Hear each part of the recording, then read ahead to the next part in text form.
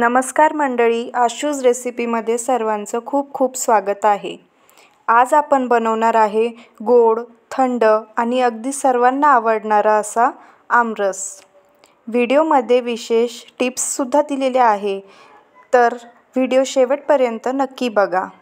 चला तर मग लगेचच रेसिपीला सुरुवात करूया। इथे मी 5 ते 6 मध्यम आकाराचा केसर आंबा घेतलेला आहे।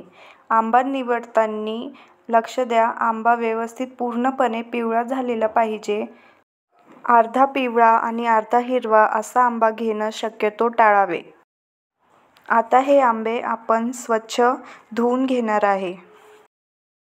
स्वच्छ धुतल्यानंतर हे आंबे आपण एका सुती कापडाने पुसून घेणार आहे।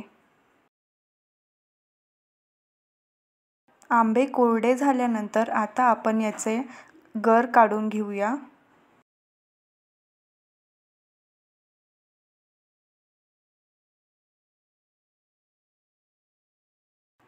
अशा प्रकारे मी सर्व आंब्यांचा गर काढून घेणार आहे। आता एका मिक्सरच्या भांड्यामध्ये मी आंब्याचा अर्धा गर काढून घेत आहे। त्यामध्ये आपण थोडीशी साखर घालूया आणि अगदी चिमूटभर मीठ घालूया। थोडंसं थंड पाणी घालून आता आपण हे मिश्रण मिक्सरमध्ये फिरवून घेणार आहे।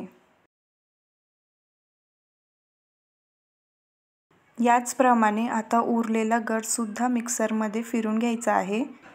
त्यामध्ये थोडीशी साखर आणि थोडंसं पाणी घालून फिरवून घ्यायची आहे।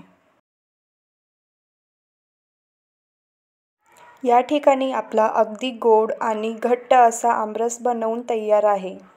आमरस ठेवताना शक्यतो काचेच्या भांड्यामध्ये ठेवावे, जेणेकरून आमरस काळा पडणार नाही आणि कितीही दिवस ठेवला तरी तो अगदी छान केशरी रंगाचाच राहणार आहे। तर मंडळी, असा तयार झालेला आहे आपला पारंपरिक थंडगार आमरस। तुम्हीही हा आमरस घरी करून पहा आणि सर्वांसोबत याचा आस्वाद घ्या। जर रेसिपी आवडली असेल तर नक्की लाईक करा, शेअर करा आणि आशूज रेसिपीला सबस्क्राईब करा।